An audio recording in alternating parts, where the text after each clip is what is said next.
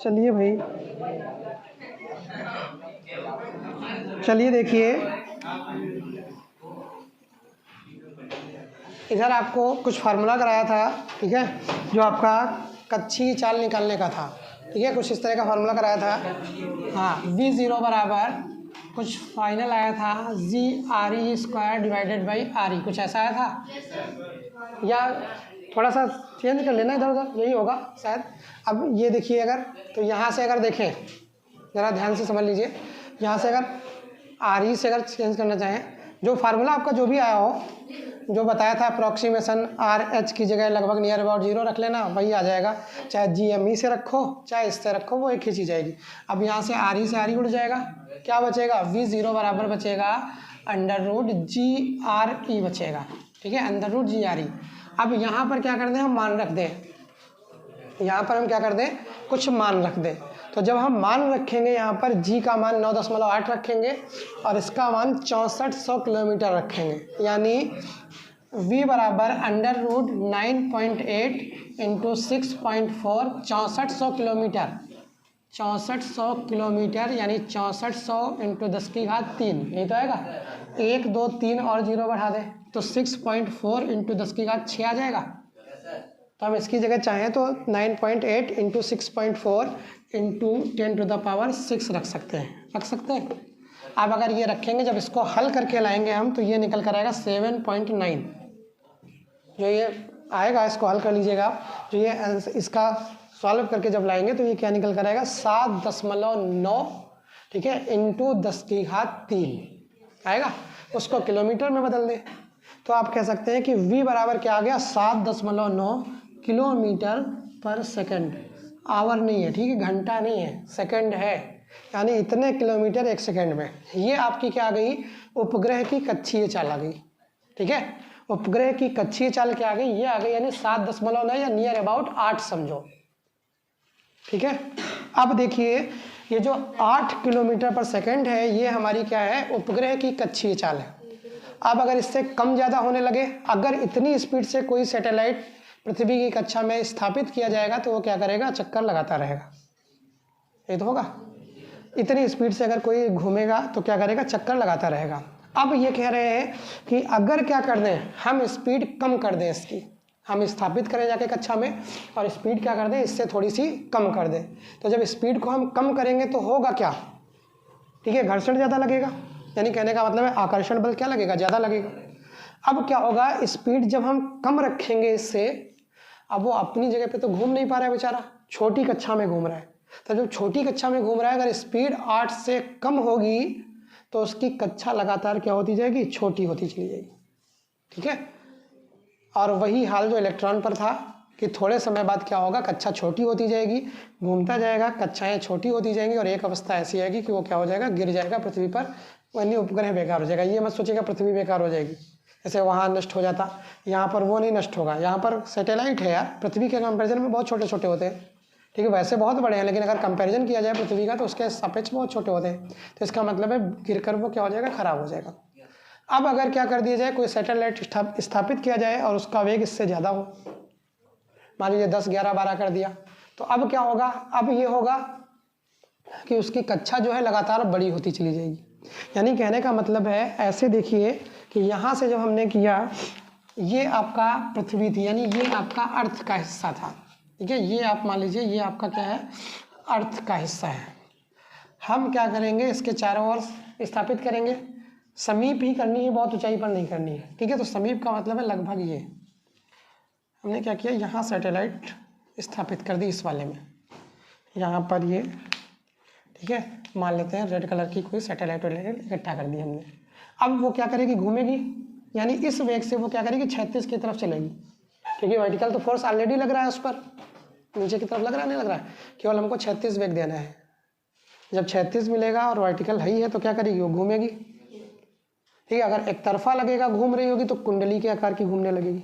कुंडली देखिए, स्प्रिंग होता है ऐसे ऐसे, लेकिन यहाँ पर क्या है, परपेंडिकुलर, ठीक है, और हॉरिजॉन्टल लग रहा है, तो ये क्या करेगा, सर्किल में घूमेगा, यानी वृत्त पर घूमेगा। ये आपकी घूमती रहेगी। अगर इसका वेग कितना है, 8 के आसपास है, अगर 8 से कम कर दिया तो होगा क्या, ये कक्षाएं छोटी होने लगेंगी और कक्षा छोटी होते होते ये क्या होगा, बेकार हो जाएगा और गिर जाएगा, पृथ्वी पर खत्म हो जाएगा। अगर वेग इससे ज़्यादा कर देंगे तो भैया धीरे धीरे कक्षाएं क्या होने लगेंगी, बढ़ने लगेंगी। यानी पहले ये है, फिर ये हो जाएगी, फिर ये हो जाएगी। यानी कहने का मतलब है वो पृथ्वी से दूर जाता चला जाएगा। और अगर 11.2 प्राप्त कर लिया, पृथ्वी से पलायन कर जाएगा। समझ रहे हैं कि पृथ्वी के गुरुत्वाकर्षण क्षेत्र से ही पलायन कर जाएगा, यानी कहने का मतलब है खत्म हो जाएगा। अब बात करते हैं कि अगर आदर्श कंडीशन कहें तो आदर्श कंडीशन तो ये कहती है कि अगर हम किसी सैटेलाइट को किसी भी कक्षा में स्थापित कर देंगे, आदर्श कंडीशन हमारी क्या कहती है, आदर्श कंडीशन हमारी ये कहती है कि अगर हम किसी भी सैटेलाइट्स को कक्षा में स्थापित कर देंगे तो वो बिना किसी अवरोध के, जैसे न्यूटन का पहला नियम है कि अगर किसी को चला देंगे तो चलती रहेगी, ठीक है, अगर रोक देंगे तो हमेशा स्थिर अवस्था में रहेगी जब तक उस पर वायबल नहीं लगाया जाएगा। इसी सिद्धांत का ये भी कह सकते हैं। ये कहा जाता है कि आदर्श कंडीशन में अगर इस पर कोई एडिशनल फोर्स नहीं लग रहा है तो ये क्या करेगी, एक निश्चित वेग से उसी के चारों ओर हमेशा चक्कर लगाती रहेगी। लेकिन पृथ्वी क्या है, गुरुत्वाकर्षण लगाती है। पृथ्वी के गुरुत्वाकर्षण और वायु के अवरोध की वजह से वहाँ पर क्या होगा, घर्षण उत्पन्न हो जाएगा। घर्षण उत्पन्न होगा, घर्षण क्या करेगा, स्पीड को घटाएगा। घर्षण स्पीड को घटाएगा तो स्पीड क्या होगी, 8 से कम आने लगेगी। जैसे ही 8 से कम आएगी तो आगे की घटना आप जान चुके हैं। स्पीड कम हुई, कक्षाएं क्या होने लगेंगी, छोटी होने लगेंगी। और कक्षाएं छोटी होंगी, एक अवस्था ऐसी आएगी कि वो क्या होगा, पृथ्वी के सरफेस पर गिर जाएगा और सैटेलाइट वो नष्ट हो जाएगी। ये एक काम होता है इसका। अब सैटेलाइट्स क्यों भेजे जाते हैं भाई, सैटेलाइट्स का काम क्या होता है बताएं, क्यों भेजे जाते होंगे? हाँ, एक तो यही बताया अभी कि नेटवर्क, और बताया एक दो, लोकेशन हो गया, और हाँ यही सारी जानकारी है जो आप जानते हैं। सिंपल सा क्या होता है, एक तो नेटवर्क प्रोवाइड कराने के लिए, दूसरा हमारी पृथ्वी के बाहरी वातावरण की जानकारी पृथ्वी पर भेजने के लिए, ठीक है, तीसरी चीज़ उसके बाहर का सिस्टम क्या है उस चीज़ को पता करने के लिए, ठीक है, चौथी चीज़ है मौसम का पूर्वानुमान कि किस तरह का मौसम गड़बड़ होने वाला है, क्या है उस तरह की अगर बात करें तो क्या करता है, मौसम का पूर्वानुमान करता है। उसके बाद फिर आप कह सकते हैं, ठीक है, अगर उसके आगे संचार व्यवस्था, संचार व्यवस्था ये तो मैनेज करता है। संचार व्यवस्था का मतलब है रेडियो वेव्स, जो तरंगे होती हैं रेडियो वेव्स इन्हीं के थ्रू मैनेज होती हैं, क्योंकि हमें जो सुनाई दिखाई पड़ता है किसी ना किसी के थ्रू तो चल रहा है, नहीं चल रहा है। अभी आपको शायद 5G के बारे में बीच में पहले एक दिन बताया था, हमने किसी दिन बोला था। 4G जो सिस्टम था, 4G सिस्टम का मतलब है कि आप देख रहे हैं सारे के सारे नेटवर्क हैं, यानी नेटवर्क का मतलब टावर लगे हुए हैं हर जगह। तो अब क्या है, एक ट्रू 5G है, एक आपका फॉल्स 5G है। इसका मतलब ये नहीं है कि वो फॉल्स का मतलब गलत है, बेकार है। ट्रू 5G का मतलब होता है जैसे जियो प्रोवाइड करा रहा है, जियो जो सर्विस प्रोवाइड करा रहा है वो ट्रू है, यानी वास्तविक है। क्योंकि जियो ने क्या किया है, जियो ने अपना सारा 4G सिस्टम को 4G पर ही छोड़ दिया है। उसने सारा का सारा जो टावर है या जितना जो कुछ भी है 5G के लिए सारे क्या किए हैं, अलग से उसने सोलो का सिस्टम अपनाया है कि 5G को हम सोलो देंगे। सोलो का मतलब होता है अकेला, कि हम अगर 5G नेटवर्क प्रोवाइड कराएंगे तो उसके लिए हम क्या करेंगे, फिर से सारी व्यवस्थाएं करेंगे। सारी व्यवस्था का मतलब है सारे टावर लगेंगे, सारा जो कुछ अरेंजमेंट होगा वो सारा का सारा 5G के लिए स्पेशल होगा, इसीलिए उसमें खर्चा ज़्यादा लगता है। बाकी जो आपके नेटवर्क प्रोवाइडर हैं, 2 ही कंपनियां बची हैं ले दे के। पहले आपने देखा होगा बीच में बहुत आई थी, टेलीनार, यूनिनार, एयरसेल, पता नहीं कौन कौन सी, ठीक है, आई और सब चली गई। इस समय अगर कहा जाए तो केवल 2 ही है, एक VI, ठीक है, जिसको आप वोडाफोन आइडिया वही कंबाइंड हो गए हैं, एक VI है, एक एयरटेल है, और एक आपका ये है BSNL भी ले दे के ख़त्म ही है। तो आप ये कह सकते हैं कि बस यही 3 प्रोवाइडर है। अब 3 प्रोवाइडर में सबसे बड़ा जो प्रोवाइडर है वो कौन है, जियो है, रिलायंस जियो। रिलायंस जियो क्या करता है, अपने हिसाब से नेटवर्क प्रोवाइड कराता है। ये वाले जो है, अब इनके पास इतना पैसा तो है नहीं, पैसा से मतलब है पैसा बहुत है, लेकिन इतना पैसा नहीं है कि वो सारी चीज़ों को पूरी नए ढंग से मैनेज कर सके। तो उन्होंने क्या किया है, जो उनके टावर्स या जो कुछ लगे हुए थे उन्हीं में अपने 5G बैंड्स स्थापित करा दिए। जबकि जियो ने क्या कर दिया है, अपनी नए पूरे के पूरे टावर और सब कुछ लगाकर एक नई 5G फ्रिक्वेंसी जनरेट कर रहे हैं। ठीक है। अब सिस्टम ये होता है, दो तरह की फ्रीक्वेंसीज खरीदी जाती हैं, या जो 5G स्पेक्ट्रम होता है, स्पेक्ट्रम की टेस्टिंग को दे दी जाते हैं टेंडर वेंडर के। फिर क्या होता है, जो इनकी नेटवर्क होता है वो खरीदना पड़ता है, टेलीकॉम कंपनियों को इनके नेटवर्क खरीदने पड़ते हैं। तो जो जियो ने नेटवर्क खरीदा है उसने बहुत, देखिए सब अपने अपने बिजनेस की स्ट्रेटजी होती है, कोई किसी तरह से करता है, कोई किसी तरह से करता है। तो जो इनकी स्ट्रेटजी है वो थोड़ी अलग टाइप की है। अलग टाइप की ये है, एक बिजनेस माइंड है, हर जगह बिजनेस माइंड लगता है। आपने शायद देखा होगा जियो ने जो इतना कब्जा कर लिया है, इसके पीछे का कहीं ना कहीं लॉजिक ये है कि आदत डाल दी उसने। आदत डाल देने का मतलब है कि आपने थोड़े दिन पहले अगर देखा होगा तो जब जियो लॉन्च हुआ था उसने क्या किया था, फ्री प्रोवाइड करना शुरू किया था। कोई लावा वावा का कोई फ़ोन आता था, लाइफ का शायद आता था, खरीदो हमेशा फ्री, ठीक है। अब उसने क्या कर दिया, अब उसके बाद उसने महंगा करना शुरू किया, सब करना शुरू किया। अब उसने क्या करी, एक बार आदत डाल ली आपकी। जब आप आदी हो जाते हैं ना, जैसे कोई बीड़ी सिगरेट पान पुड़िया सिखाता है तो पहले क्या करेगा, ले खाओ। अब आपको 2-4 बार खिला के उसने आदत डाल दी, आपकी आदत पड़ गई। अब क्या होगा, अब आप उसको खिलाएंगे। तो यही हाल होता है। अब दूसरी चीज़ ये भी कहेंगे, हमेशा नेगेटिव नहीं लेना चाहिए, या आप कह सकते हैं कि इसके क्षेत्र में क्रांति भी ला दी जियो ने। वरना क्या होता था पहले, अगर आपको याद हो तो कुछ ही दिन पहले 4G के पहले 1 GB डाटा मिलता था महीने भर के लिए, मिलता था महीने भर के लिए 1 GB मिलता था। यानी 1 GB डाटा महीने भर का यूज कर रहा है। कुछ लोग उसको बचा के 7-8-10 दिन चला लेते थे, कुछ एक ही दिन में निपटा देते थे, ठीक है। कुछ क्या करते थे, पूरे महीने भर चलाते थे और चल भी जाता था। ऐसा नहीं कि एक दिन में जाता था, महीने भर चलता भी था वो। क्यों? क्योंकि तब स्पीड कम थी। अब स्पीड इतनी ज़्यादा है कि हर रोज़ का 1 GB 2 GB 3 GB मिल रहा है, 4 GB मिल रहा है, नहीं हो रहा है और मिल रहा है। यानी कहने का मतलब है नेटवर्क जो है वो क्या कर रहे हैं, बहुत ज़्यादा डाटा अवेलेबल करा रहे हैं, आवश्यकताएं भी बढ़ गई। अब से हम ही अपना बताएं, एक दिन का कम से कम 20 से 30 GB का तो हमारा खर्चा है ही है। यहाँ से कम 4 GB की एक वीडियो बनती है, 4 से 5 GB की। उसको अगर एडिट करते हैं, अपलोड करते हैं तो कम से कम 25 GB का डाटा खर्च होता है, ठीक है। तो मजबूरन हमने क्या लगाया है, ब्रॉडबैंड लगवाया हुआ है। तो अब वहाँ पर अगर बात करी जाए तो कम से कम, ठीक है, जो पर डे का मिलता है डाटा 111 GB मिलता है पर डे। पहले 1 GB में पूरा महीना चलाना पड़ता था। आज क्या है, इतना ज़्यादा मिल रहा है, कम से कम 25 GB तो अकेले हमारा ही खर्चा हो रहा है। तो अब यानी कहने का मतलब है इतना ज़्यादा खर्च हो गया है डाटा का कि अब मजबूरी हो गई है। अब अगर आप चाहें भी सस्ता कर लें, 3G का रिचार्ज करा लो, वही रेट पड़ेंगे, सस्ते वस्ते चलेंगे वही महीने भर, लेकिन होगा क्या, वो गुरगुर घूमेगा खाली, समझ रहे। लगा के रख दोगे, अब घंटा भर चलो एक बैच पढ़ा लें, फिर देखेंगे कि खुल गया कि नहीं खुला पेज, ये होता है। तो जब स्पीड बढ़ाते हैं तो क्या करते हैं, उस चीज़ को लेते हैं। तो ये जो जियो ने किया है 5G के लिए, उसने क्या किया है, बैंड खरीदे हैं। अब उस बैंड में सबसे लोअर फ्रिक्वेंसी के 2 बैंड खरीद लिए उसने, और सबसे हायर फ्रिक्वेंसी के 2 बैंड खरीद लिए। अब इनमें जो फ्रिक्वेंसी का सिस्टम होता है बैंड का, हायर और लोअर का, ये होता है जितने हायर बैंड की फ्रिक्वेंसी होगी उतनी ज़्यादा रेंज मिलेगी, समझ रहे हैं। क्या होगा, उतनी ज़्यादा रेंज मिलेगी, मतलब बहुत अच्छा स्पीड नहीं मिलेगा, लेकिन उसकी क्या होगी, रेंज बहुत मिलेगी। यहाँ से गाड़ी जहाँ खड़ी वहाँ तक है, पता चला कनेक्ट कर रहा है।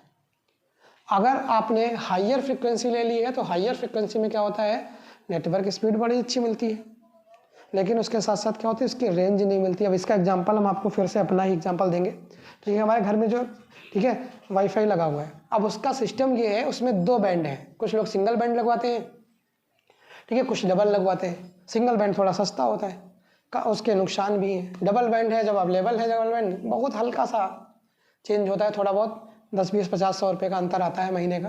तो अब अगर इतना आ रहा है तो कोई बहुत बड़ी बात नहीं है। अब हमारे यहाँ जो लगा हुआ है उसमें 2 बैंड है। 2 बैंड का मतलब है, एक है 2.4G, ठीक है, गीगाहर्ट्ज। ये वो जनरेशन वाला जी नहीं है, वो जो आप 5G 4G देखते हैं वो वाला जी नहीं है, GHZ लिख दे रहे हैं, गीगाहर्ट्ज है, समझ लीजिए।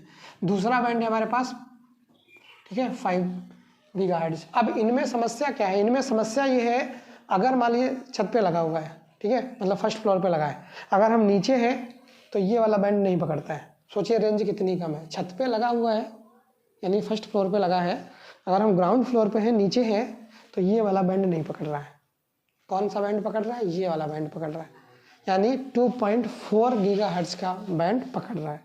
अगर हम छत पे ही हैं तो क्या कर रहा है, ये गीगाहर्ट्ज पकड़ रहा है। अब सोच रहे हैं इसमें क्या दिक्कत है, चाहिए पकड़े, पकड़ तो रहा है कम से कम। अंतर है, अंतर ये है, ये जो बैंड है ये लगभग 300 MBPS देता है, ठीक है, मतलब 300 MB पर सेकेंड की स्पीड। आप फ़ोन में देखते हैं कितनी आती है, बहुत हद 1 MB आती है, तब लगता है बहुत तेज़ चल रहा है। अगर 1-2 आ जाए तो बहुत तेज़ चलता है। ये 300 MB पर सेकेंड देता है। यानी कहने का मतलब है जैसे अगर कोई डाउनलोड करना है, जैसे सेंड नहीं करते हैं किसी में, उस तरह का हाल होता है। बस क्लिक किया, खटाक से भागा, ठीक है, 10%, 70%, 100% ख़त्म। यानी आप कह सकते हैं ये लगभग इतनी स्पीड देता है। इसकी बात करेंगे तो ये लगभग 100 MBPS की देता है रिटर्न की, ठीक है। अब सोच रहे हैं इतनी देता होगा, इतनी नहीं देता है, देता नहीं इतनी, देता ये कितनी है, ये आपका लगभग 218 के आसपास दे देता है। जो मैक्सिमम स्पीड हमने देखी है 200 सवा 200 तक देता है। ये वाला आपका 60-70 की स्पीड दे देता है। तो यानी कहने का वाला फास्ट है। तो ये दोनों का अंतर है, बेसिक अंतर शायद समझ के होंगे। यहाँ से ये रेंज बढ़ा रहा है, ये क्या कर रहा है, स्पीड बढ़ा रहा है। तो ये नेटवर्क प्रोवाइडर्स के काम होते हैं। तो यही काम सैटेलाइट्स करते हैं, ठीक है। जो नेटवर्क प्रोवाइड कराने के काम हैं वो क्या करते हैं, मुख्यतः सैटेलाइट करते हैं। ये जो आपने देखा होगा टावर लगा होता है, टावर का थोड़ा सा सिस्टम बता दे रहे हैं क्योंकि है ये भी कोर्सी का। जो टावर लगा होता है, आपने टावर पे देखा होगा ड्रम जैसे बंधे होते हैं, ठीक है। टावर का जो सिस्टम होता है वो आपका जैसे मोबाइल नेटवर्किंग है, जैसे पहले होते थे फ़ोन देखे होंगे आपने, तो फ़ोन में एक हर जगह अलग अलग होते थे, देखा होगा कहीं कहीं एक बीच में बॉक्स बना होता था। अगर देखा होगा तो रोड पे ऐसे ऐसे बॉक्स बना होता था। कभी फ़ोन ख़राब हो जाए उसी को खोले बैठा है, उसमें एक फ़ोन निकाले बैठा है, चेक कर रहा है। या आपने एक मूवी है कोई जानी लीवर की देखी होगी, खंबे पे चढ़ के वो फ़ोन बात करता है, ठीक है। तो ये वही चीज़ है। यानी कहने का मतलब है वो क्या करता है, खंबे से ट्रैक कर लेता है। उनमें बड़ा आसान था ट्रैक करना। सिस्टम ये था जैसे हमारे यहाँ से मान लीजिए सिस्टम ये था, यहाँ से यहाँ तक आपको नेटवर्क भेजना है। अब यहाँ से जो नेटवर्क जाएगा वो कहाँ जाएगा, बीच में नेटवर्क प्रोवाइडर के पास जाएगा, वो वहाँ भेजेगा। मतलब इसके पास सब कुछ अवेलेबल है, ठीक है। वो चाहे तो आप वहाँ से वहाँ बात कर रहे हैं, ये कान लगाए, ठीक है, बीच में सुन रहा है। अगर कोई गड़बड़ी होती थी तो वहाँ से बीच में अगर वायर नहीं कटा है तो वहाँ से यहाँ तक कोई गड़बड़ी नहीं है, इस बक्से में गड़बड़ी होगी, इसीलिए बक्से को खोल के चेक करते थे, गड़बड़ी सॉल्व कर दी गई, भेज दी गई। पहले ये सिद्धांत चलता था। अब क्या चलता है, अब अलग सिद्धांत चलता है। अब मोबाइल टेक्नोलॉजी है, मतलब वायरलेस है, वायरलेस का सिस्टम अलग चलता है। वायरलेस का सिस्टम क्या चलता है, वायरलेस में ये सिस्टम चलता है कि यहाँ से जो टावर लगा होता है, टावर पे दो चीज़ें होती हैं। एक होता है प्रेसी, ठीक है, जो भेजने का काम करता है। एक होता है ग्राही, ठीक है, जो क्या करता है, रिसीव करने का काम करता है, यानी ग्रहण करने का काम होता है। यानी आप ये कह सकते हैं इस दो तरह से, यानी मेन जो इंस्ट्रूमेंट होते हैं वो ये दो होते हैं, एक प्रेसी और एक कौन, ग्राही। प्रेसी का काम क्या होता है, भेजना, और ग्राही का काम क्या होता है, ग्रहण करना। अब हमारा जो कम्युनिकेशन सिस्टम है वो वर्क कैसे करता है, ज़रा इसको देख लेते हैं। तो वर्क करने का सिस्टम ये, जैसे हमने क्या किया, ठीक है, फ़ोन पकड़ा। अब अगर फ़ोन पकड़ रहे हैं हम तो फ़ोन में आपने मुख्यतः सारी चीज़ें छोड़ दें तो आपने देखा होगा इसमें मुख्यतः, ठीक है, जो मेन चीज़ें हैं वो दो होती हैं, एक स्पीकर होता है और एक माइक होता है। अगर फ़ोन के मेन हिस्से, बाकी तो मेन तो सब है। अब स्क्रीन ना होगी तो रिसीवर और उसका क्या करेंगे, या कोई और अंग नहीं होगा इसका तो क्या करेंगे, यानी लेकिन वो नहीं, जो कम्युनिकेशन सिस्टम है उसके लिए आपको बता रहे हैं मुख्यतः कितने हिस्से हैं, दो हिस्से हैं। अब दो हिस्से हैं तो इसका मतलब है एक कौन है, एक माइक है और एक क्या है, आपका स्पीकर है।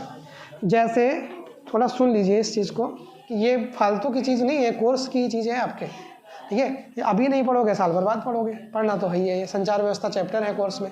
अब यहाँ से क्या किया जाता है, जैसे हमने क्या किया, मान लीजिए कहीं फ़ोन लगाया तो आप देखते होंगे फ़ोन लगाने पे क्या करता है, थोड़ी देर टू टू टू टू होता है। ये वो समय है जिस समय नेटवर्क प्रोवाइडर अपने नेटवर्क को सर्च कर रहा है।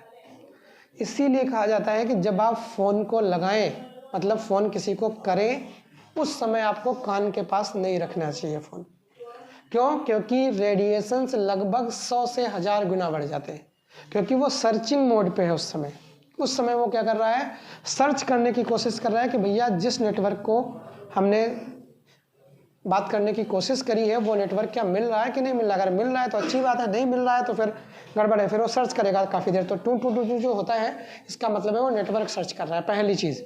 दूसरी चीज़ सेफ्टी ये रखनी चाहिए, सबसे पहली चीज़ कि जितना हो सके स्पीकर पे बात करें।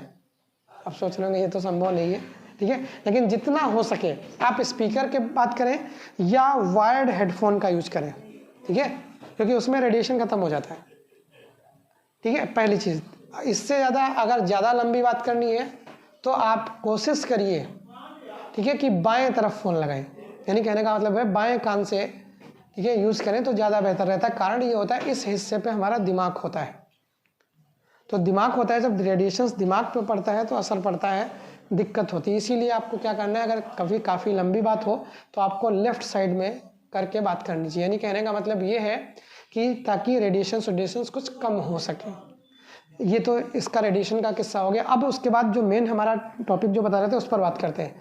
सिस्टम क्या होता है, हमने आवाज़, ठीक है, मान लीजिए हेलो बोला, अब हो सकता है वो हेलो यहीं बाहर तक जा रहा हो, बात समझ रहे हैं। अगर हम ऐसे ही हेलो बोल दें तो बहुत हद तक कहाँ सुनेगा, नल तक सुन जाएगा। ऐसा तो नहीं आपके स्कूल में कोई बैठा है, हमने इधर से किया हेलो, हाँ वो बोल रहा है हाँ बताओ भाई, तो नहीं, कहने का मतलब है कुछ थोड़ी दूर तक जाएगा। मान लीजिए फ्रीक्वेंसी की बात करें, फ़ोन की बात करें, हमने फ़ोन लगाया, कोई कॉन्टैक्ट नेटवर्क, वो नंबर हमारा नहीं है जो आप सोचते हैं कि हमारा नंबर है, नंबर किसी का नहीं है, वो एक नेटवर्क प्रोवाइडर ने अपना एक इंडिकेशन दे रखा है कि इस बैंड की फ्रीक्वेंसी हमने आपको दे रखी है, मतलब इस बैंड पर जब भी कोई फ्रीक्वेंसी मैच कराएगा तो ये आपका नंबर आप पर लगेगा। वो फ्रीक्वेंसी मैचिंग है 10 शब्द की, कोई फिक्स नहीं है, कोई हमारा वो अधिकार नहीं है। आज 10 के हैं, हो सकता है कल को 11 के हो जाए, खत्म हो जाएगी जब बैंड, तो क्या करेंगे, बढ़ाएंगे, कल को हो सकता है 12 के हो जाए। तो अब यहाँ पे किया गया, करना क्या होता है, मान लीजिए कहीं हमने क्या किया, यहाँ से फ़ोन लगाया और जस्ट बाहर बात करनी थी, आराम से बात हो गई भाई, पता चला अगली बार फ़ोन लगाया यहाँ से अमेरिका लगाना था, दूरी बढ़ेगी ना। अब अगर दूरी बढ़ेगी तो भैया दिक्कत तो आएगी कि नहीं आएगी। यार यहाँ तक पहुँचाना बड़ा आसान काम है, कहीं और दूर तक पहुँचाना बड़ा कठिन काम है।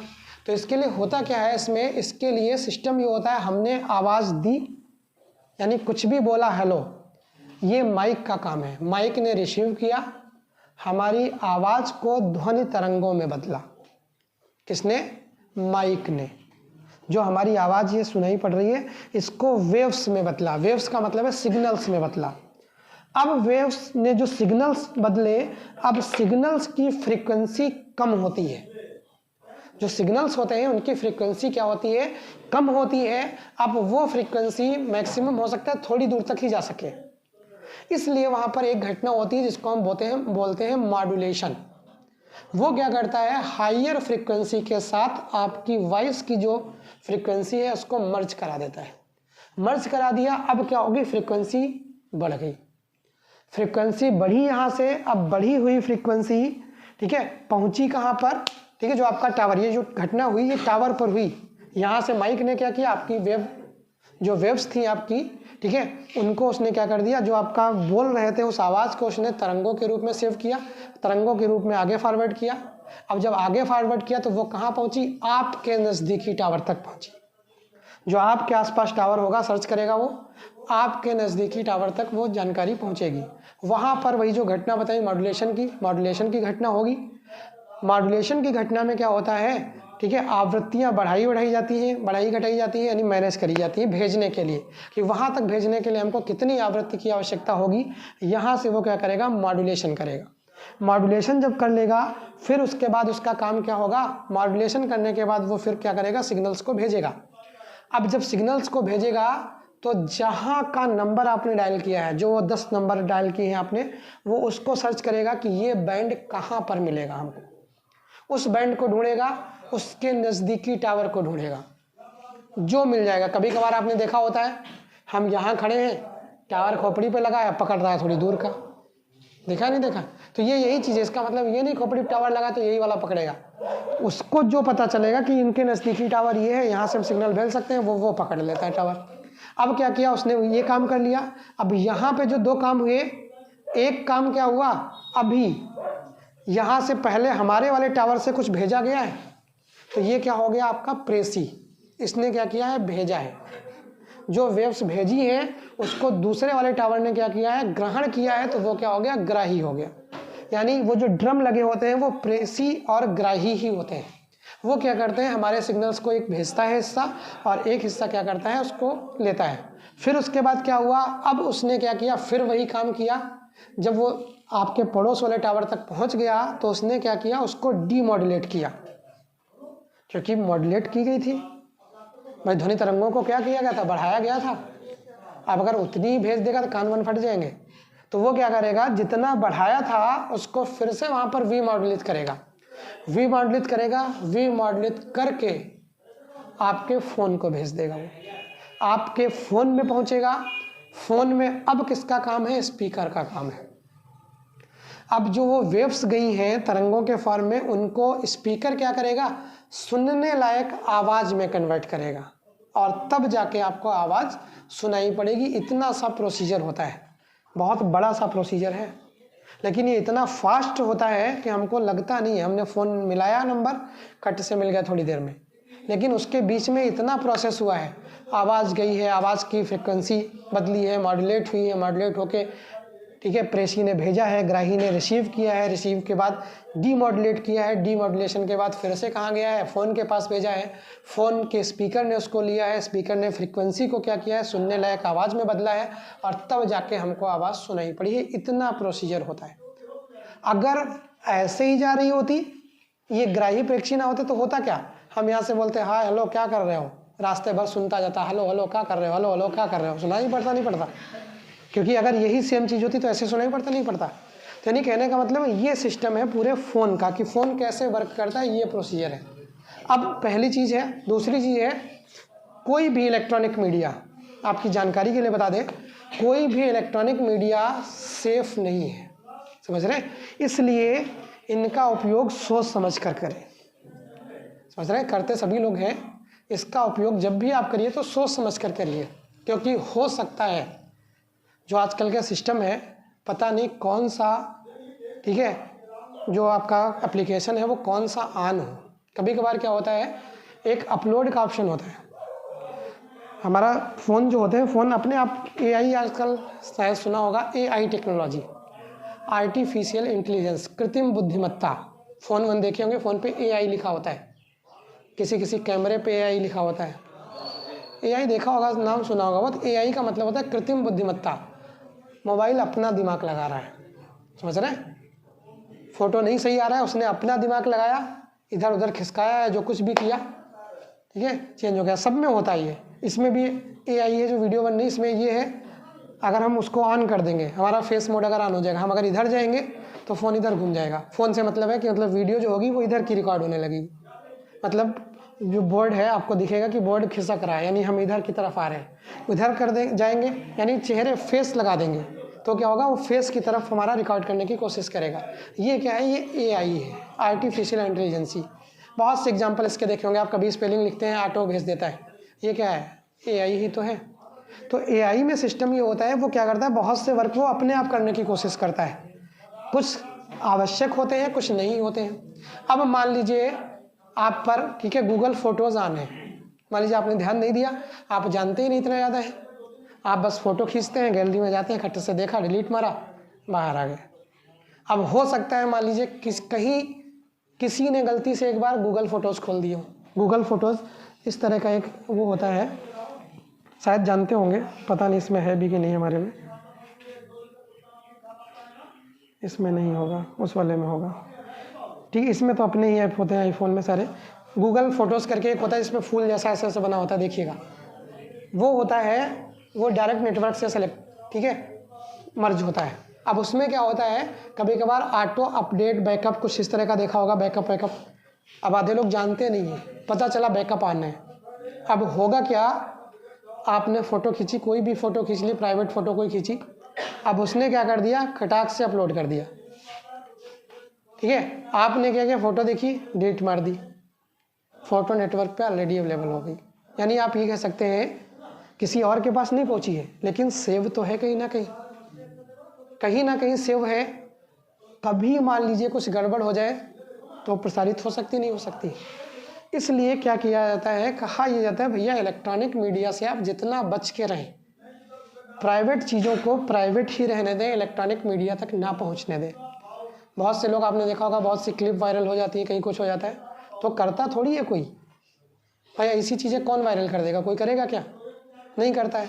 कभी कभार गड़बड़ियाँ हो जाती हैं। गड़बड़ियाँ ये हो जाती हैं, पता चला फ़ोटो तो खींची, भेज किसी और को रहते, सेंड कहीं और हो गई। अब तो खैर व्हाट्सएप ने इसको सुधारा है का मतलब है पहले बहुत कम समय तक मिलता था, अब तो अगले दिन तक मिलता है।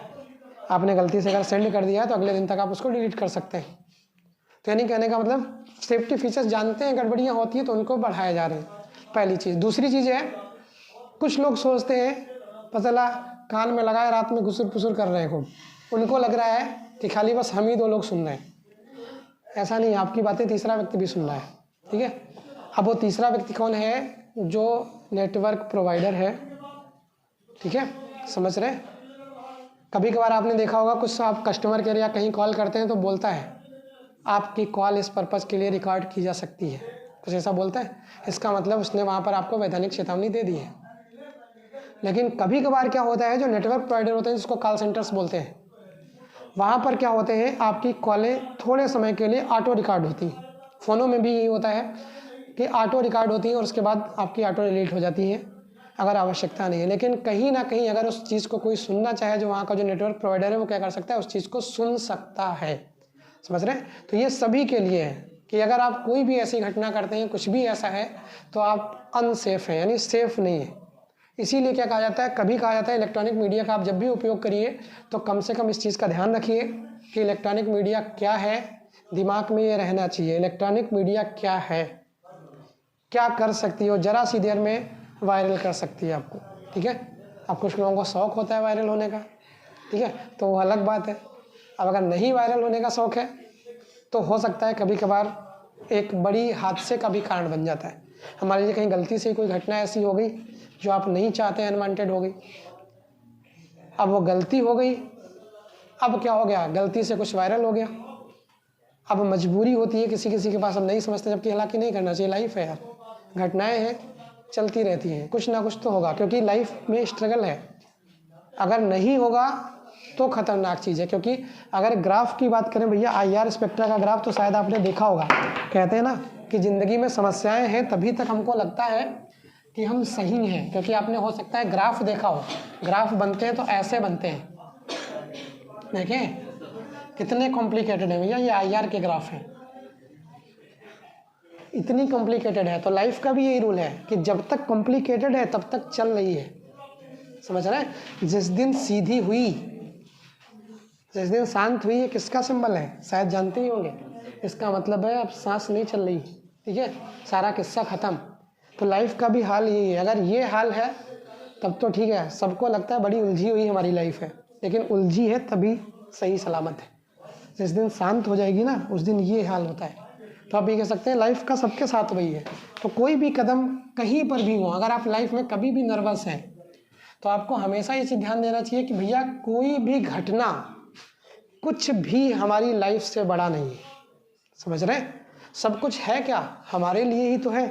अच्छी घटना है तब भी हमारे लिए है, ख़राब घटना है तब भी हमारे लिए। तो हमारी लाइफ से बड़ा कुछ नहीं है।